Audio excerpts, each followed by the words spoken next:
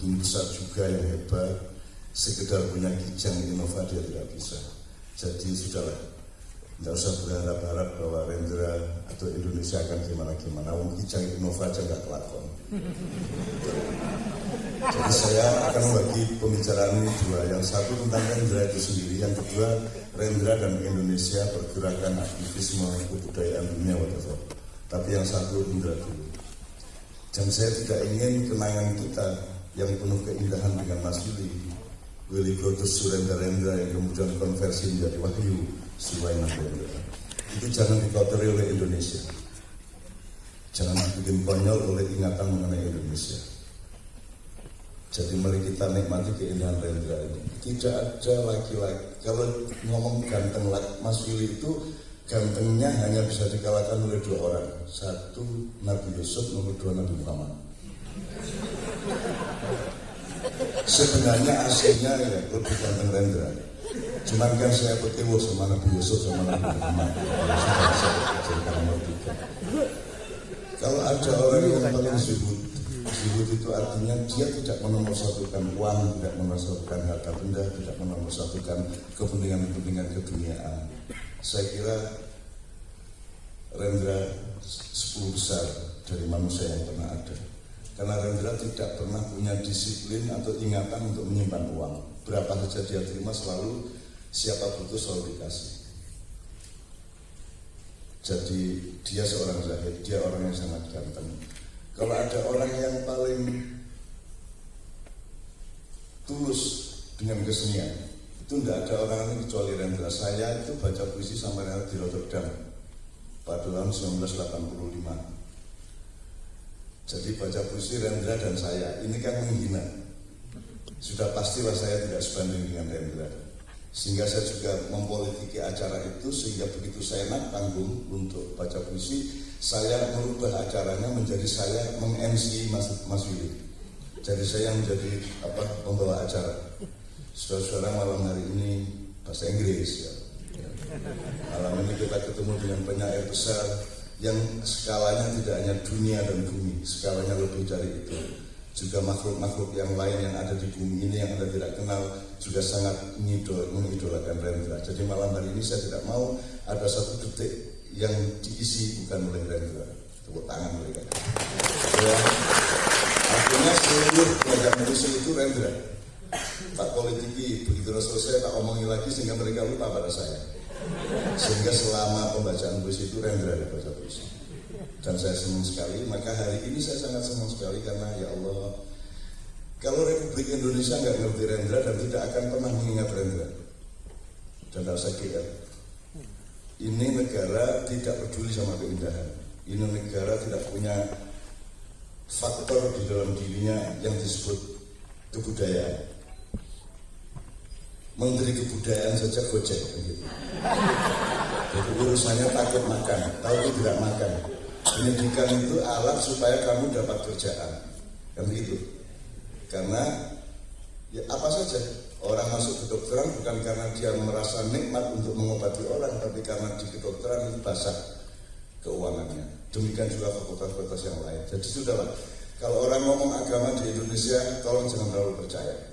Kalau ada orang ngomong pendidikan di Indonesia, dipikir-pikir lagi.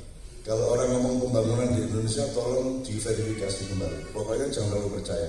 Percaya sama Tuhan, sama Nabi-Mu aja. Yang lainnya nanti dulu.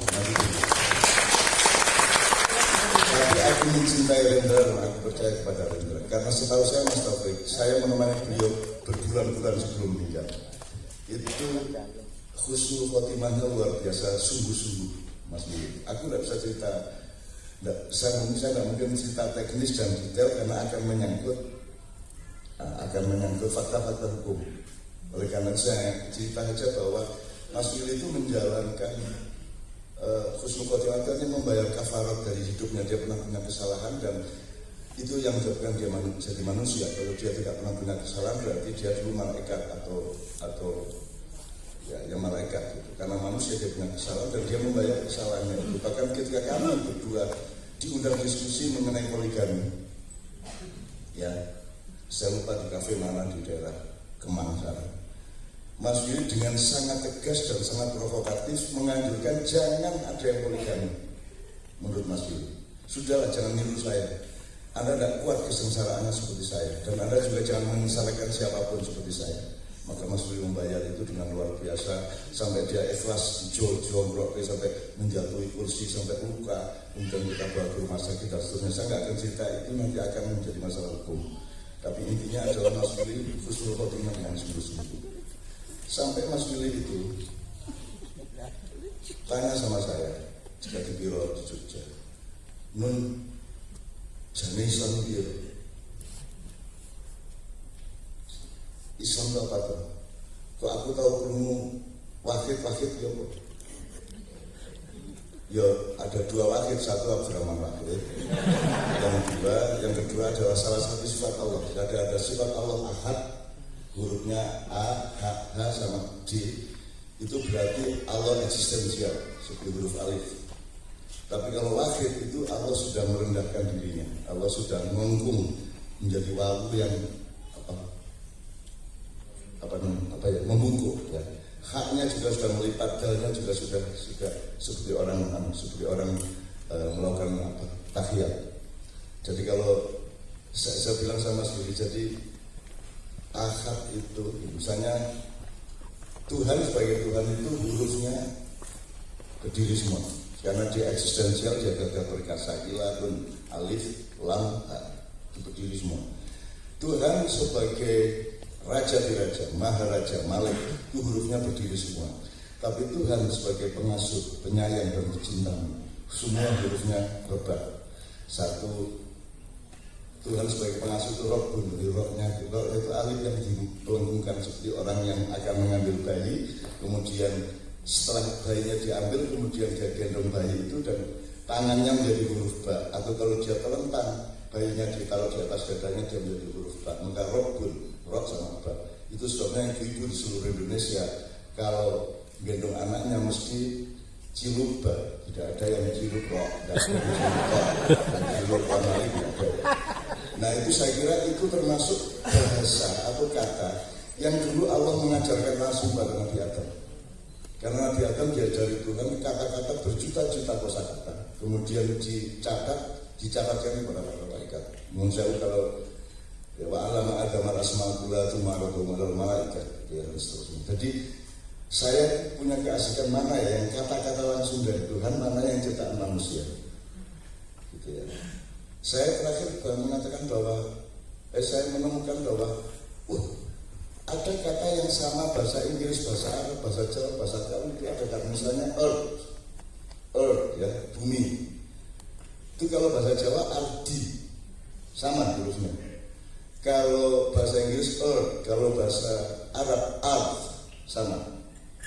Kayaknya dari Tuhan langsung ini, Adam ini yang dulu dikasih tahu. Bukan ciptaan manusia. Jadi saya sudah nyalutin yang mana yang langsung dari Tuhan. Sehingga kalau berdoa sebanyak mungkin kalau kata-kata itu sehingga dia terharu. Masa tidak saya kabulkan, sudah memakai kata-kata saya. Saya memakai doa-doa dengan apa yang dari Allah langsung, bukan kemauan saya. Oke, itu apa namanya? Salah satu contoh bahwa Rendra itu benar-benar manusia dia. Dengan segala kesalahannya dia tidak pernah menutupi. Jadi kayaknya Tuhan sejak lahir memang Rendra itu diciptakan menjadi Rendra. Beda sama Adi sama saya. Kalau saya kena ini, kena itu jadi agak berubah ramuannya. Kalau Rendra ya gitu. Dan saya punya pengalaman saya sangat banyak dengan beliau secara pribadi, tetapi tidak mungkin saya ceritakan di sini karena nanti jadi bias intelektual, jadi bias budaya, bias akhlak dan seterusnya. Oke, jadi saya akan coba bersingkat beberapa hal. Setelah dari rumah sakit, Mbak Au ada ya, Mbak Clara Sintaya. Kemudian Rendra dari mitra keluarga ke Pesona Kayangan di rumahnya putrinya Mbak Clara Sintaya, kemudian berbaring di sana. Kemudian saya malam-malam bergiliran menjaga Mas Willy dan kemudian kami nonton TV. Nonton TV itu ada acara prosesi penguburan Mbak Surip.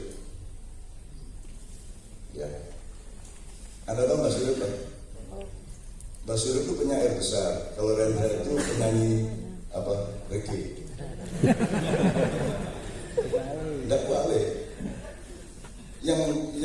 Mbak Surip itu meninggal, terus si SBY pidato khusus untuk mengucapkan bela sungkawa kepada Mbak Surip. Dan ketika Rendra meninggal, SBY tidak mengucapkan. Maka bagi presiden yang punya air besar adalah Mbak Surip. Mau apa kan? Punya presiden kayak gitu terus kamu berharap apa sama Indonesia? Sudah, nggak usah berharap. Nanti kita ngomong soal itu kalau mau dibuka. Ya. Terus saya kan sedih. Penguburannya Mbak Surip kan di kompleksnya Rendra. Ya, kan di Depok. Berjuta-juta orang, wartawan beratus-ratus. Ya. Terus aku nonton sama Rendra sama Mas Willy. Dan aku nangis. Rendra enggak juga. Ngopo Lumas. Itu semua di tempatnya Mas Willy. Di kompleks Bengkel Teater Depok. Dan tidak seorang wartawan pun yang tanya di mana Rendra. Not even one journalist tanya di mana Rendra. Bahwa Rendra itu sakit keras. Semua menguburkan Mbak Surip di Sugio seperti ponakannya Nabi Ibrahim. Terus Rendranya dibiarkan tergeletak dan tidak ada yang tanya satupun di mana Rendra apa sakit apa itu, tidak ada yang tahu Rendra sakit. Dan saya menangis. I love him. Saya mencintai Rendra. Maka dia memaki-maki saya kayak apapun tidak masalah karena asik kalau dimaki-maki oleh Rendra. Gitu.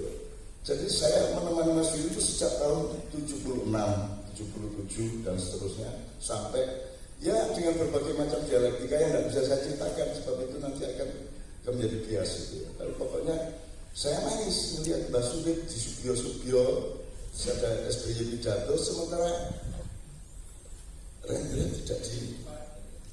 Nah makanya saya selalu menyebut Rendra adalah penyanyi reggae. Asli Mojokerto kan gitu kan. Kalau Mbak Surip dari Keraton Solo kan gitu kan. Dan seterusnya. Oke, saya sudah daftar beberapa hal. Saya menuliskan yang wakil akad tadi. Jadi akhirnya saya bilang jadi Islam yang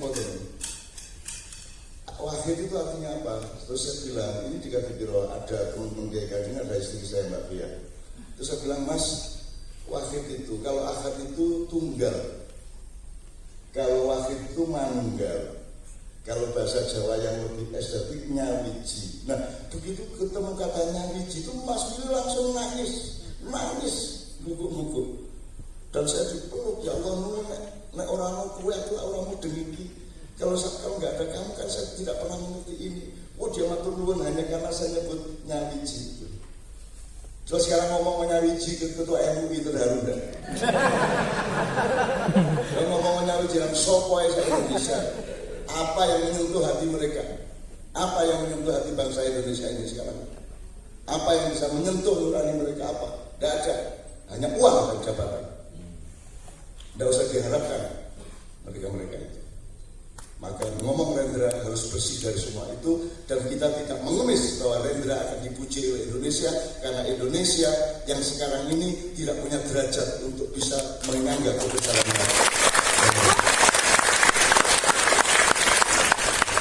Gitu kan, kira-kira gitu ya. Jadi itu nyawiji. Jadi Rendra jadi kalau saya mau masuk Islam terus prosedurnya tidak ada prosedur, sampai bilang aja sama dia. Gitu, tidak pakai kiai. Dan kiai itu soal dia sampai langsung. Nanti saya urusannya besok-besok dia sampai langsung. Tidak ada urusan MUI, urusan debat agama, tidak ada urusan sampean sama Allah bagaimana. Itu namanya syahadat. Kalau saya keluar, ya keluar aja. Masuk lagi. Nah, jadi Rendra itu kemudian pada suatu hari di sebuah acara di Jogja di Mojopat Sabaat mengatakan saya ingin membenahi informasi selama berpuluh-puluh tahun bahwa saya ini adalah pemeluk Katolik yang masuk Islam. Terus dia mengatakan saya tidak pernah memeluk Katolik dan saya tidak pernah memeluk agama apapun. Satu-satunya agama yang saya peluk adalah Islam. Loh, kan Mas Willy brodos, nggak salah ya sini kayak jenuh. Saya kan waktu bayi dibaptis lah, saya kan nggak tahu apa-apa. Bagaimana mungkin bayi memeluk agama? Bagaimana mungkin seseorang yang tidak mengerti apa yang dia kerjakan terus dia diklaim sebagai orang yang sedang mengerjakan? Bagaimana mungkin kambing sadar bahwa dia mengembik? Bagaimana mungkin kucing tahu bahwa dia mengeong? Kan gitu. Jadi saya tidak pernah masuk agama, walaupun saya masuk agama ya Islam ini. Gitu. Itu terus baru ngomong syariat, ngomong segala macam. Dan Rendra itu, Masya Allah. Saya hanya bisa cerita di beberapa orang gitu yang ngobrol. Tapi kalau di depan umum itu jadi medsos gitu. Wah, Rendra gini, MH gini. Jadi kan isinya setan semua. Dengki, ya, rakus, itu aja kan sekarang ini isinya Republik kita itu dengki, rakus, tidak tahu batas, tidak ngerti kebenaran, membelok-belokkan segala sesuatu, memanipulasi, that's all. Terus kita hias-hias sendiri dengan kebaikan, hias-hias sendiri dengan kebenaran dan seterusnya. Oke. Maka dalam urusan Rendra ini saya melihat Mas Willy sebagai keindahan. Keindahan ini tidak pernah diurus oleh kurikulum, oleh syariat, agama, oleh birokrasi pemerintah. Tidak ada yang ngurusi keindahan. Dan Rendra itu bukan kebenaran, bukan kebaikan. Rendra adalah keindahan. Dan keindahan lebih tinggi dari kebenaran dan kebaikan. Kenapa? Anda sholat, takbiratul ihram sampai tahiyat, sudah benar, ngomongnya benar, bunyinya benar, geraknya benar. Tapi kalau hatimu tidak dalam suasana cinta dengan Allah atau tidak khusyuk, itu kira-kira sholat tidak menurut Anda? Kalau Anda tidur sama istri Anda, paling pikiran Anda dulu namanya. Itu berarti Anda sedang bersuami istri kan? Kan enggak? Apalagi ada legitimasi bahwa kebenaran tidak ada pada manusia. Kebenaran itu min rabbika. Kebenaran itu hanya dari Tuhan. Anda menerima sebagian cipratan-cipratannya, tapi Anda bukan pemilik kebenaran dan Anda tidak bisa menemukan kebenaran sebagai satu hakiki yang permanen. Karena benarmu hari ini bisa kurang benar sore nanti dan bisa tidak benar besok pagi. Karena kebenaran sangat dinamis. Ya. Kebaikan juga begitu. Kebaikan ini jangan ungkapkan kalau tidak benar dan kalau tidak bijaksana. Kalau kebenaran diungkapkan dengan kebaikan dan kebijaksanaan, maka dia menjadi keindahan. Dan Rendra adalah keindahan. Rendra adalah keindahan. Kalau Anda sholat sudah khusyuk, itu baru sholat. Kalau sholat belum khusyuk, belum sholat. Jungkir-jungkir semuanya. Gitu kan? Nah, khusyuk itu benar apa baik? Khusyuk itu indah. Dan Rendra adalah duta keindahan bangsa kita bersama-sama. Rendra adalah dari wajahnya sampai rambutnya, sampai kakinya, sampai ya bukan jolok-jolok ya. Pokoknya semuanya Rendra super indah. Dan gimana kita ini tidak belajar keindahan apa-apa sama sekali? Kita tidak belajar kepada Nabi Sulaiman, kita tidak belajar kepada Nabi Daud, kita tidak belajar kepada. Sekarang kita ngomong pembangunan, tapi tidak seorang pun, tidak satu negara pun berpikir mengenai pembangunan yang indah 10 tahun di Madinah yang namanya Al-Thaqafah Al-Madaniyah.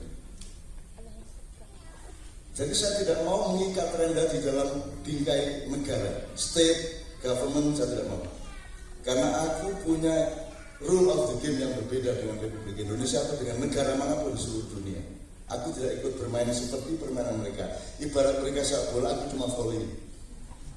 Jadi saya jangan disuruh ikut bantuin sepak bola, saya cuma bisanya volley kok. Jadi saya mohon maaf, asal saya nggak ganggu sepak bola. Dan sepak bola nggak usah ganggu saya. Ya, jadi saya akan bersedekah terus, tapi saya tidak akan mau ikut berpikir, berlaku atau apapun seperti yang beliau harapkan tadi dalam rule of the game, the stupid Indonesia ini. Tidak gitu hidup itu, tidak gitu proklamasi itu, sudah diverifikasi lagi, tidak gitu. Negara dan pemerintah itu ada susunannya, ada harmoninya, ada konstelasinya. Tidak kayak gini, bahwa saya tidak setuju tapi kan saya tidak revolusi. Untuk apa revolusi? Saya sudah lakukan Soeharto jatuh, tapi yang ganti lebih dari Soeharto. Terus kalau sekarang kita jatuhin Jokowi, terus habis itu siapa Jokowo? Sama aja. Kita hanya akan ketemu dengan orang yang lebih lapar.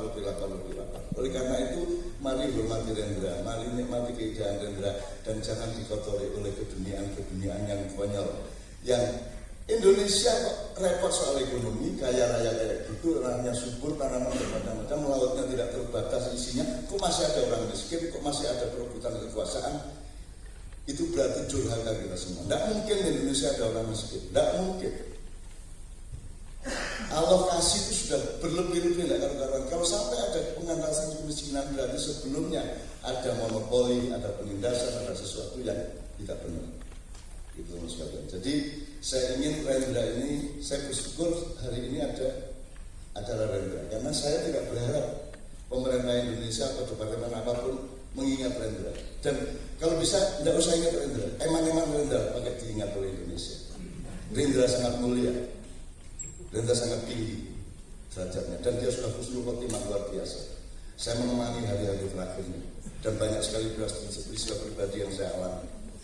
Jadi kalau saya ngomong perubahan Indonesia, saya tidak ngomong aktivisme, tidak apa aktivisme apa ya?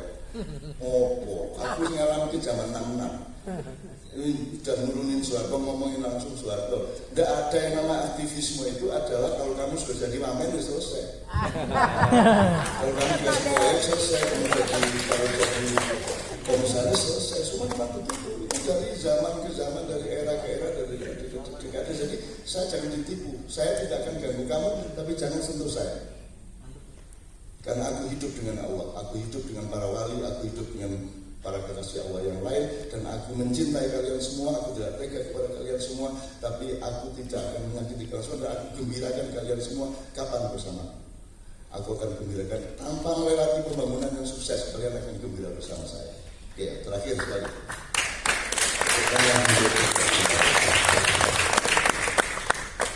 Jadi acara ini menurut saya adalah meningkatkan dan melebarkan atau memperluas receiver keindahan.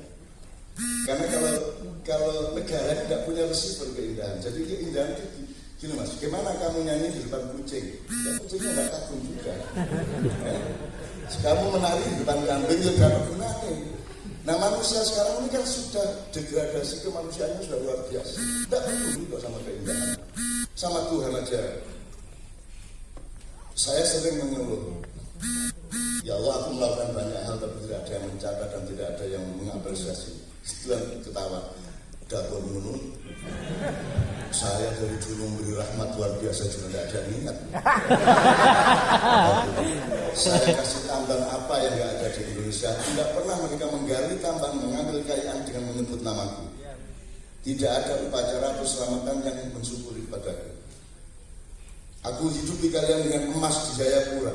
Bahkan ada negara besar yang hidup dari emas di Irian Jaya itu.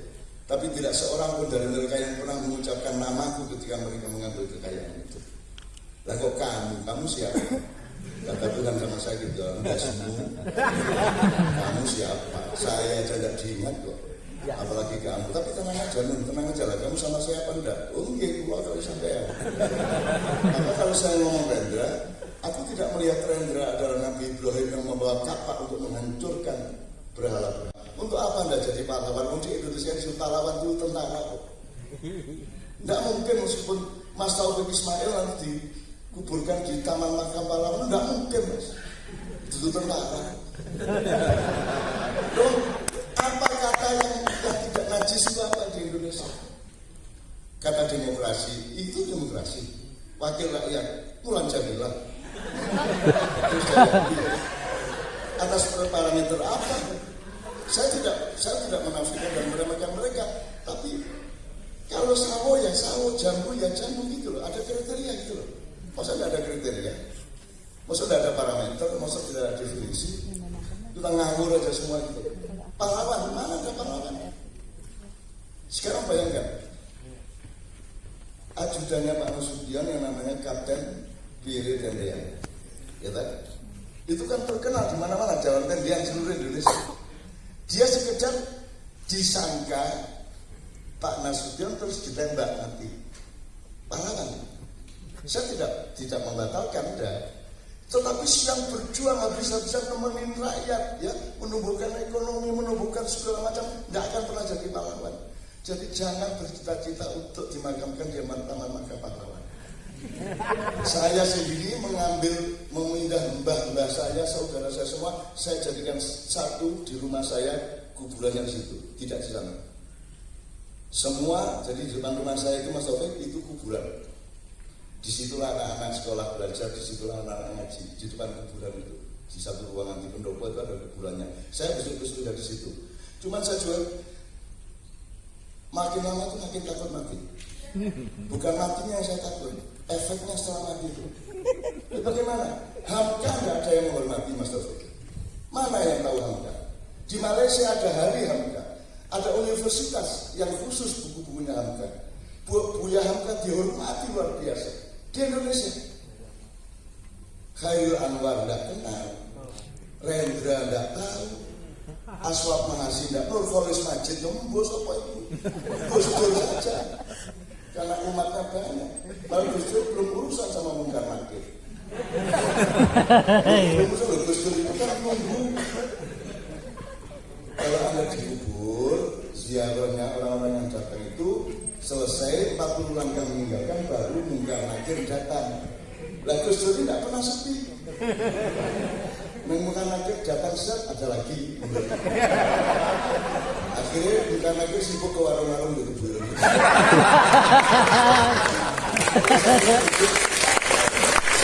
Yang sempat urusan sama mereka, akhirnya dia malah nongkrong di depan pagar kuburan itu. Terus ada terkewat gambar Pak Harto, ada tulisan pilih. Anak zamanku tuh. Terus Gus Dur ketawa sendiri kan, terus Gus Dur karena juga nunggu tidak tiba-tiba, karena ziarahnya terus tidak pernah berhenti, sementara mbahnya belum tentu sebanyak itu, gitu ya. Terus Gus Dur terbang cari Pak Harto, terus ada ketemu sama Pak Harto, Gus, dengaran kok memiliki, gitu kan. Ini buatan pulang itu, truk itu loh, isinya itu kanan sampean, kanan sebelum sama Pak Harto, katanya jalan Pak Harto itu enak. Terus Pak Harto malu-malu kan, ternyata di akhirat rapotnya agak lumayan bagus. Terus saya, kalau menurut Gus Dur benar nggak kata super tertib bahwa zaman itu lebih enak daripada zaman sekarang? Gus Dur kok ditanya, benar. Kok sakit kata Pak Harto, kok bisa? Loh, zaman Pak Harto harus waktunya nek sampean tok. Sekarang Soeharto semua. Setiap orang berjiwa Soeharto. Partai apapun saja berjiwa Soeharto. Kita pikir saingan ternyata Menteri Pertahanan kok. Sudah mantep-mantep, waduh, ternyata lo kok memasukkan bola ke gawangnya sendiri kan. Indonesia tidak ada rumusnya, jangan kotori. Ini Broto Surendra Rendra, Wahyu Surendra Rendra dengan ketika. Terakhir, kalau ngomong kita di masa cuma gini, saya rendah hati aja. Apalagi saya mungkin juga tidak seperti. Jadi ada seekor semut memanggul setetes air dari tengah hutan padang pasir menuju tempat Nabi Ibrahim dibakar. Sudah menyala-nyala apinya membakar Ibrahim itu, kemudian si semut ini ketemu dia malaikat, mana Mut? Ini saya bawa air ikut memadamkan api yang membakar Nabi Ibrahim. Ayo mana bisa kamu cuma setetes. Loh, masalahnya bukan setetes air, masalahnya bukan sebaik puisi, masalahnya aku ingin menunjukkan kepada Tuhan bahwa aku berpihak kepada Ibrahim. Yang begitu. Ini pada sana ya cuma nonton sama air dia tidak bisa. Puisi 1000 dari Rendra, dari 1000 penyair di Indonesia tidak akan merubah. Apa? Kalau bendur akan terus kalau bendur. Dah, niatin aja. Apa? Kalau tidur terus kalau tidur. Kapan tidak kalau tidur? Kapan zamannya tidak kalau tidur? Kapan yang tidak kalau bendur? Sejak Nabi Adam punya anak sudah kalau bendur. Kapan? Tidak usah mimpi. Hanya pernah ada 10 tahun yang luar biasa di luar yang Nabi Sulaiman dan Nabi Daud. 10 tahun di Mekah, di Madinah. 10 tahun tanpa pemerintahan, tanpa pejabat, tanpa sistem hukum dari orang-orang pintar. Perjanjiannya ada 40 macam pasal yang dibikin langsung oleh rakyatnya. Soal pengairan, soal tanah, soal rumah, soal pergaulan, budaya, pendidikan, dan seterusnya. Yang bikin undang-undang adalah rakyat. Itu di Madinah 10 tahun. Begitu Rasulullah meninggal, diganti. Ada khalifah, ada penguasa. Ada Umar, ada Abu Bakar, ada Umar, ada Utsman, sama Ali. Saya menyesalkan kenapa Abu Bakar mau jadi khalifah. Kenapa nggak ngurusin Rasulullah tanpa khalifah lagi perundingan musyawarah dan mufakat terus menerus. Gitu loh. Kalau saya ngomong gini sama teman-teman saya ngomong saya kenapa jadi khalifah? Terus itu mau ngapain jadi khalifah? Rasulullah tidak pernah jadi khalifah. Nggak usah kepemimpinan resmi, kewibawaan dan ketulusan. Dan itu saya praktekkan sekarang saya bisa di mana-mana. Saya punya 63 titik di seluruh Indonesia untuk bahagia sama saya. Terus orang-orang sudah senang bahagia sama mereka kan nggak suka sama Abu Bakar, Umar, dan Asmi. Yang paling salah Ali itu. Lu Ali sudah tahu gitu kan merusin. Ali mestinya ngumpulin orang, yuk let's talk. Let's discuss. Mari kita diskusikan kembali ya bagaimana yang kira-kira baik untuk bersama-sama kita. Gimana? Apakah pakai sistem ini, sistem itu? Kita ini tidak pernah bertanya tiba-tiba republik. Tidak jelas bedanya pemerintahan sama negara. Itu tidak usah diurus. Kalau Allah nyuruh nggak bisa lakukan sesuatu untuk Indonesia. Kalau nggak nyuruh mau apa? Lah enak. Wajahnya karakter. Kamu bikin goreng apa saja dirampaikan tetap hasilnya karakter juga. Tidak bisa. Jadi saya tidak akan mau melakukan apa-apa kecuali kecil-kecil untuk rakyat. Gitu. Nah, kemudian tapi jadi kenapa Rushdin salah? Tidak salah. Cuma kurang kreatif. Seharusnya ngurusin Rasulullah dong. Rasulullah tidak jadi apa-apa kok. Rasulullah itu abdan nabiyya. Kalau kategori lain mulkan nabiyya. Mulkan nabiyya adalah penguasa yang rakyat jelata. Kalau Nabi Muhammad, nabi yang rakyat jelata. Kalau kita abdan nabiyya, kita adalah rakyat yang rakyat jelata. Itu yang tertinggi, itu namanya semar. Kalau ingin jadi dewa tertinggi, jadilah rakyat yang terkecil. Maka demokrasinya tidak monolitik, tidak vertikal, tapi titik atas dan titik bawah dijadikan satu menjadi satu lingkaran.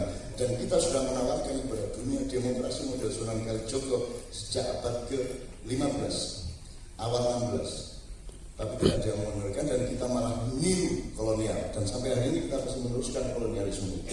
Oke, jadi teman sekalian, terakhir sekali saya menghormati, saya mencintai dan saya senang sekali dengan acara ini. Tolong kita perluas terus. Di 63 tempat yang saya bilang tadi, saya akan minta, saya akan sarankan mereka tolong ikut merayakan Rendra 10 tahun almarhum. Ya, di tempat-tempat. Jadi tanggal 16 November di tim, terus tanggal 17-nya di Mojopat Syafaat, kemudian di Semarang Jamal Syafaat, di Bang Wetan, Padang Bulan, dan 63 tempat yang lain. Gus Rendra akan kita bacakan, kita ingatkan bahwa kita pernah punya keindahan yang luar biasa yang namanya Rendra. Kalau gitu ya, terima kasih Mas. Saya menerima acara dan kasar-kasar dan kurang-kurang. Menarik sekali.